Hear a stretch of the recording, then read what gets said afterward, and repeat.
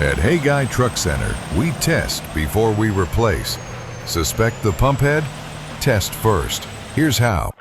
Alright, so on this part, we're going to show you how to check the fuel pump heads. These are a common failure.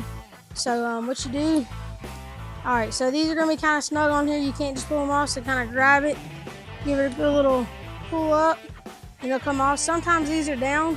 If it is down, just use a magnet and pull it back up. These have already been pulled out, so you don't have to worry about that. Alright, so when you have both the springs off, you're just going to go up and down with these. You see how they're coming right back up. You can see here all day and keep doing it. On a failed head, what will happen is down in this hole, what this pushes against is a check valve. So this will literally go down in there and stay.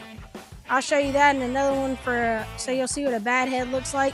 This is actually a brand new head they were putting on this truck because the one that was in here was no good. But I'll show you that in a minute. I'm gonna go ahead and show you this, and then put this back on the truck, and I'll show you what a bad one looks like. But just do it multiple times. Don't just do it one time and say, okay, we're good. Because sometimes you gotta push it. You'll push all the fuel out, and then you'll pull it back out, because when you push the fuel out, it might keep it in there. And then you pull it back out, put it in. You also want to turn it upside down to make sure that it's not wallered out.